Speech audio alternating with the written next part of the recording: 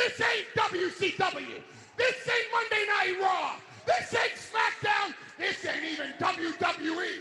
This, my friends, is GB fucking M.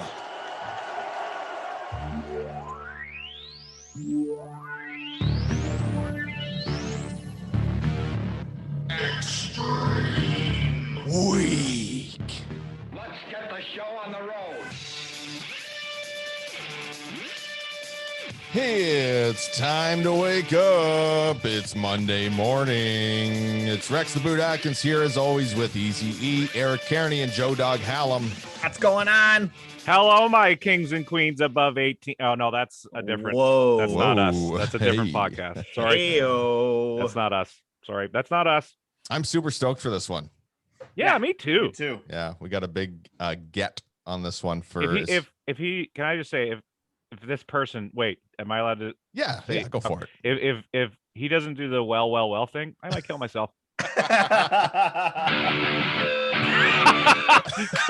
Wow, right on it. Hey, Man, he was hovering above the button again. It's like he knows what you're gonna say. I we took less didn't edibles today. Yeah, we didn't preset that up, folks. Like this organic, little threesome that we have here. It's not a three. It's just you and Rex, man. Okay, I don't know. So Oh, you know. you went to hit it. I feel like. Yeah. Was that the one you wanted? No. Oh, was it this one? Oh, you didn't know. Sorry. See, I'm not as in sync with Rex. That's why our match went to hell at NSW. Yes. Prayers for Road Dog, everyone. I really do hope he's feeling better, man. I love Road Dog. I hope Feeling he's better. That's like what you say when someone has a cold. The guy had a heart attack and is like fighting for his life. Well, what am I supposed to say? I hope feeling he's better. not dead. Like, what am I supposed to say? It's essentially it. Yeah. Sure to hope he's alive. Like, what the fuck am I supposed to say? I don't know. What It's to say. not that I want him to die. It's just that Okay. I don't want him That's- to be alive anymore. That's Whoa. lowest. That's lowest. No, just Dark. kidding. That was a joke. I That's- love That was a Road Dog. Family Guy gimmick. That was Yeah. a Family Guy thing. Oh, I don't. Wow. Oh, No. my goodness. No, Road Dog's great. He's not second on my list like Joe Dog, but whatever. Listen, no, that I'm talking high school. He was my second, like, because that's current. weird. That was current active roster at the time. Was Yeah, like, yeah. I was excited to see Stone Cold. Why is that weird? That's not weird. Road Dog was the shit. He did the fucking shake, rattle, and roll. Yeah, and no, shit. the New Age Outlaws were definitely like my rock and roll express of my childhood. Yeah. You know what I mean? The way people look at those tag teams. Like, yeah. New Age Yeah. Outlaws are badass. Yeah, hell yeah, Mr. Ass and Road Dog. He didn't yeah. say New Age Outlaws though. He said Road Dog. Yeah, I listen. I liked Billy Gunn, but I still preferred Road Dog. Maybe it was because people called me Joe Dog and he was Road Dog, and so I could relate to. Maybe that's why. I think. Is that where know, you like- stole your name from? No, you don't care where I got my name from, but I'm interested in the origin of Joe Dog. okay, here's where it came from. So when I was a kid, my last name's Hallam. Everybody in my whole life has got it wrong. Hallam. Oh wait, All right, our guys- guest is here. I don't never care about your mind. origin. Yeah, never mind. anymore. Never mind. Well, he's connecting to audio. Oh, he's No, connected to audio. Joe, screw you, Joe. You're out of here. There he is. Joel Yeah. Gertner, everybody. I'm marking out. I can't believe it. I can't believe it. He's How are beautiful. you? He's even more beautiful than I thought. Yeah. How you doing, sir? I'm good. How are you guys? Good, good. Nice to meet you, man. Yeah, I'm so Likewise. glad your Nice neck's to be feeling. met. I'm glad your neck's Saying- feeling better. God, that's Marky. That's a Marky thing to say. Yeah. That's so Marky. I'm sorry. That was Marky. Oh man. Anyways, one thing I didn't know about Joel Gertner, you went to Cornell? I did for 3 years. You're a smart motherfucker. What the? No, I'm not. Assume everybody And else you got is. into the wrestling business? That's I was terrible. about to say, well, how about this? But I didn't say for the 4th year, so I didn't get the degree. Instead, I ran off and joined the circus. So I don't know how smart I am, but Yeah. But you had more fun. yeah, of course, absolutely. Yeah. Listen, I'm not sucking up or anything, but you look like exactly the same as you did in the, like, you haven't aged a minute. What the hell's up with that? Yeah, Is that that's because actually you're true. is that because you weren't a wrestler and you didn't take Percocets and take big bumps and stuff, or like what? How could you have possibly not aged?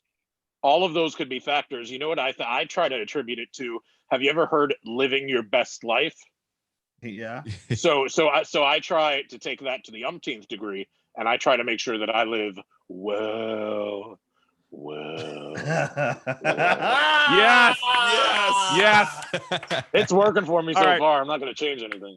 Yeah, play the music. We're done. Yeah, that's We're done it. That's here. the show. That's a wrap. That's all I need. That's all We I were need. all I'm just done. talking about that. Joe was like, if he doesn't do it, I might kill myself. I don't know. I had to hear it. I had to hear it. That's perfect. Oh man. Awesome. Yeah, no, that's the first thing I noticed. I seen you maybe a year or two ago at Demand Lucha in Toronto, and right away when I said, I was like, holy shit, that's Joel Gertner, and you look exactly the same. It's nuts. Like I was a kid when you were on TV, and now I look like an old man, and you look younger than I do.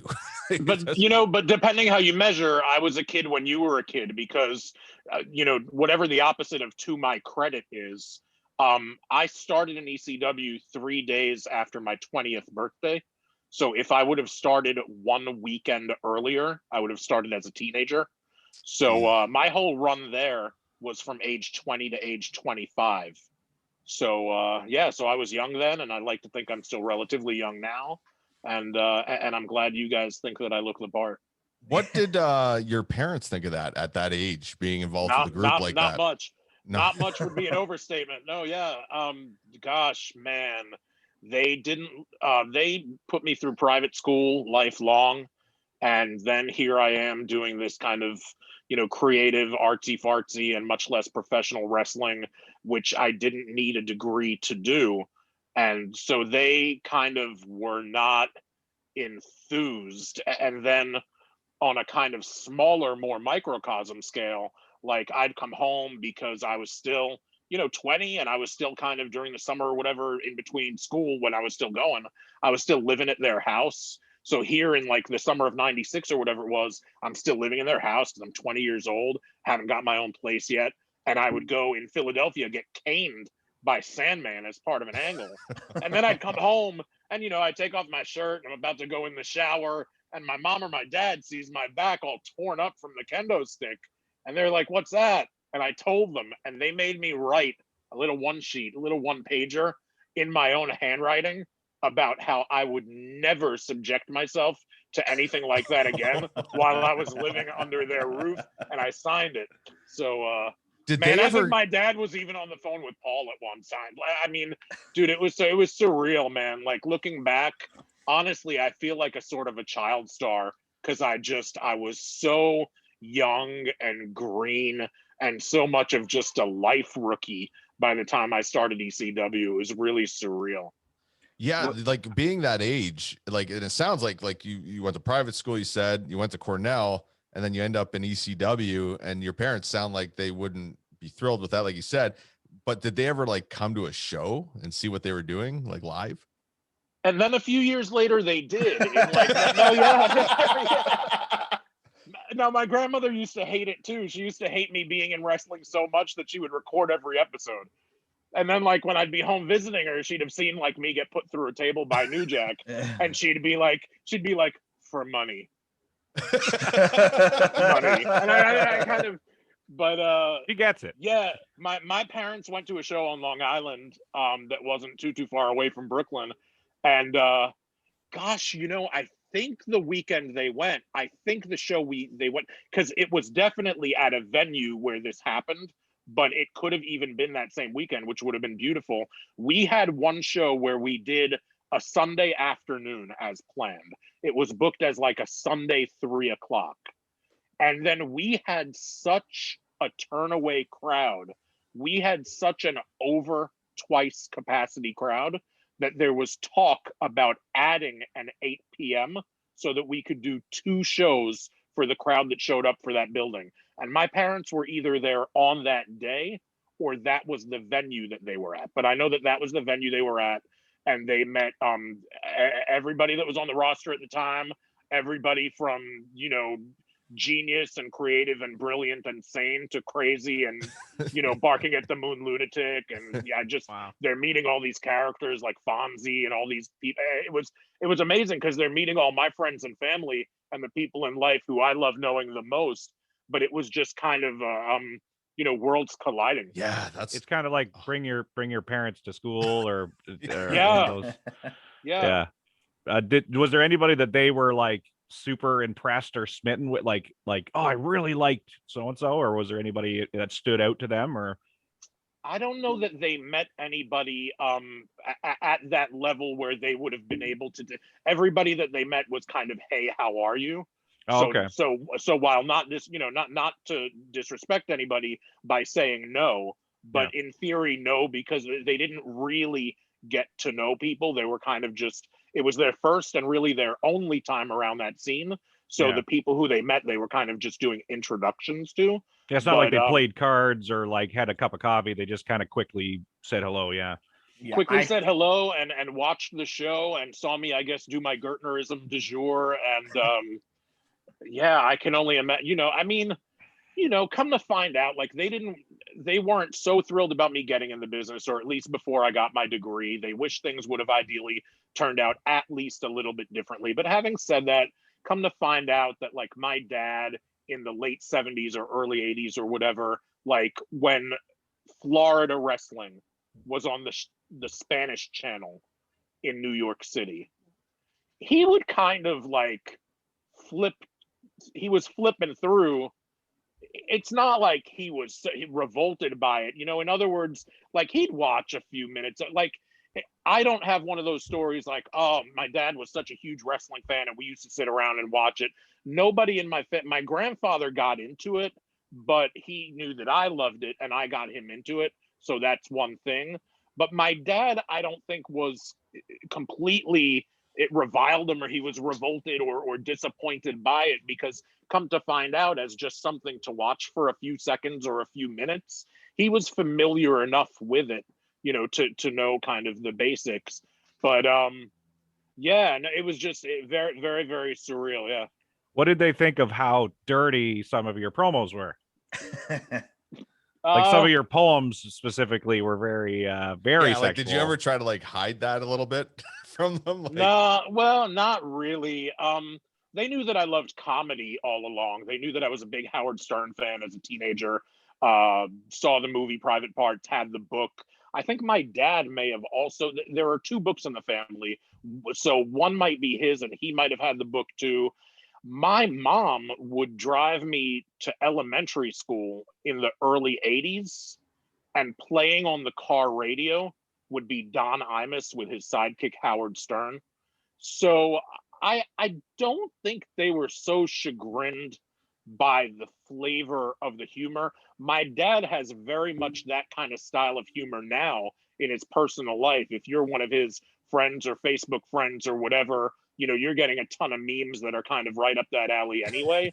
So and then I came to find out, let's call it as a teenager, maybe as a young adult, that my father's father, who was the only one of my grandparents who, when they left Europe, instead of coming either to Israel and then to America, instead of coming to America, what my father's father did is he went to Canada and actually lived in the Toronto area. So my grandfather is the only one of my four grandparents that's actually Polish Canadian and lived somewhere near Toronto. When I was up for Demand Lucha, I actually connected with my dad and I was trying to get an address so that while I was in town, I could see if I could go to the building where my grandfather used to live. And why I bring him up is that in Europe, in Poland, and I don't know if he did it later in life in Canada as well, he was an extra actor. He was an actor. He did background, that kind of thing, which I'm doing in my spare time whenever it's clever now. So it's really full circle, kind of cool.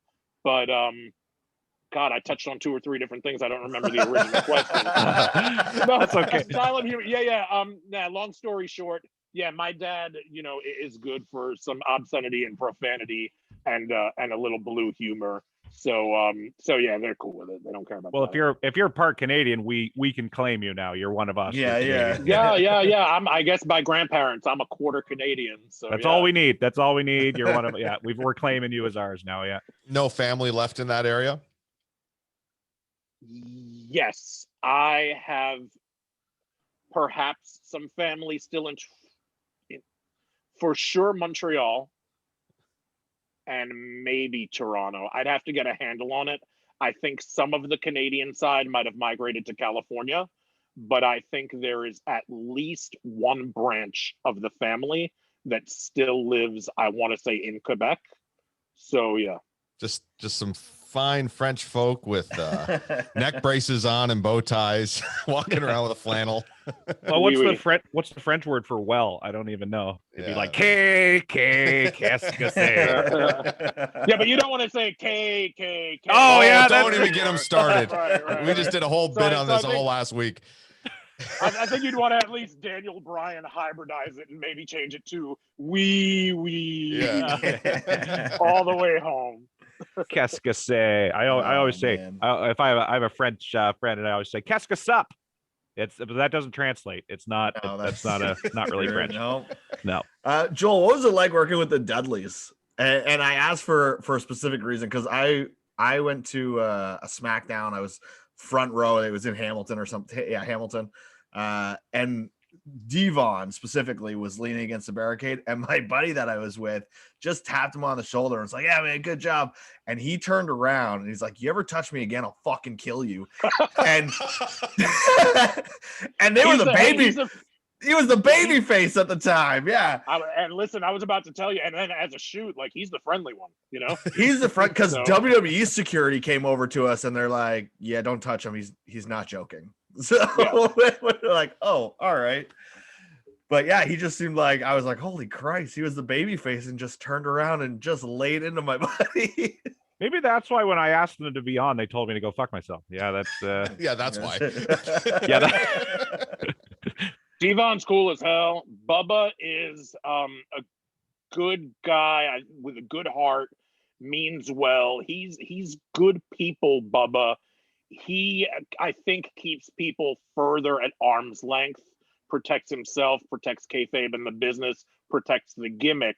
I think Bubba, it could be better said about Bubba than Devon, that Bubba is friendly if you know him, get to know him, if he's cool with you. But I think the number of people that he gets to know and is cool with is probably a lot smaller than maybe Devon or maybe myself. So he's more of a kind of insular, but you know, he's Bubba's that kind of guy that, I mean, he'll give you the shirt off his back and he'll die for you. But he doesn't kind of let everybody into his world.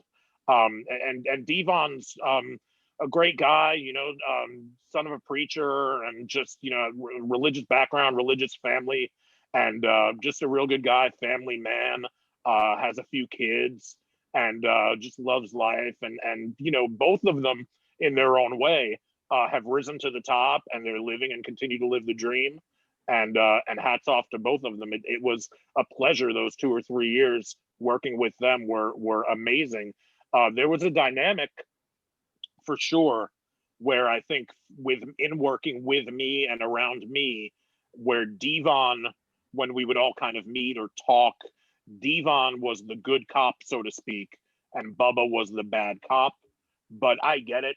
I never minded that. I still don't to this day. I don't resent it. It was just the dynamic.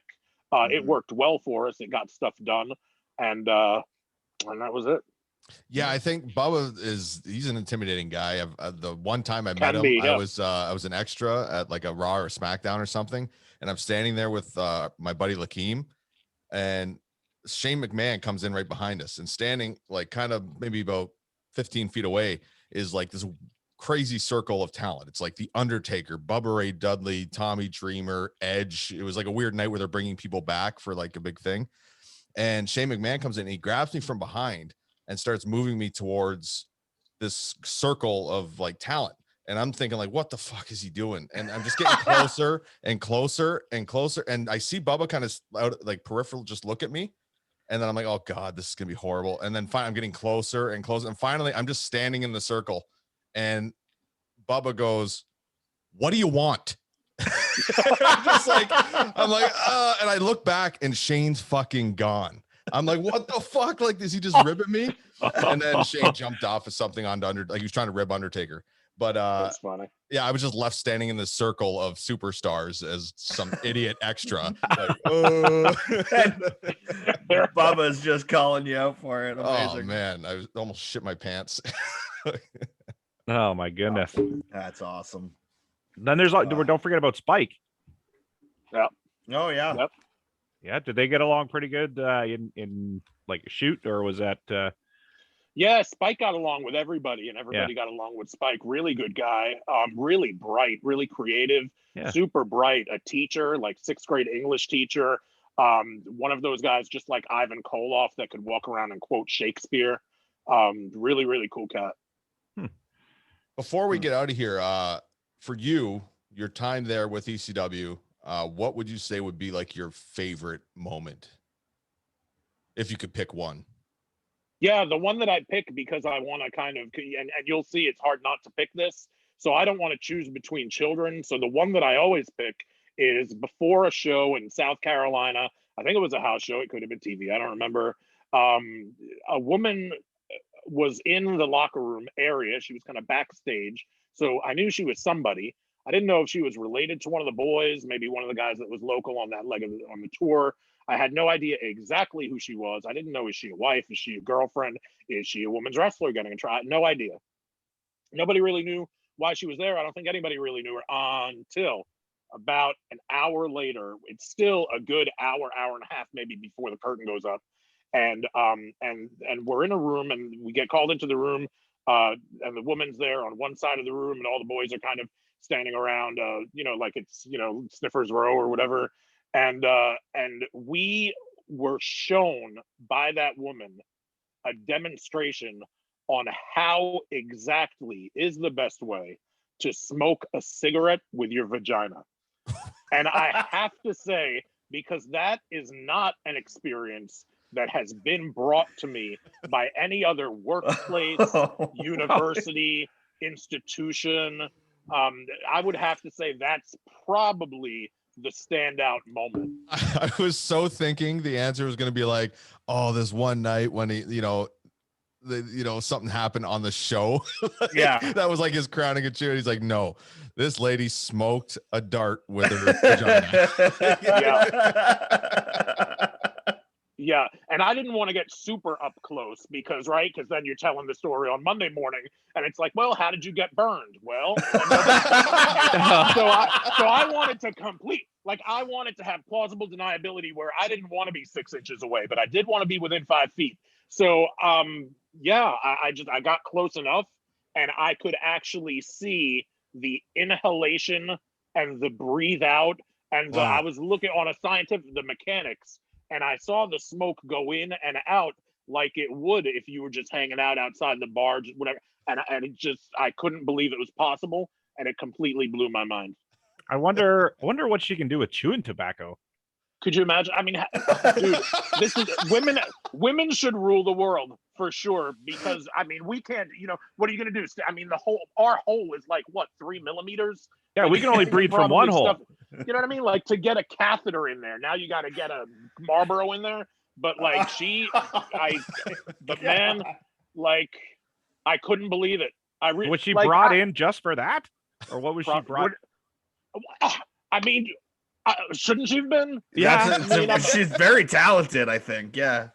I would have let her life coach me. I mean, if she was also brought in for motivational speaking, I wouldn't have stopped her. I would have listened to her tell me about how to not get into credit debt and anything else. I mean, if she could do that, you know what I mean?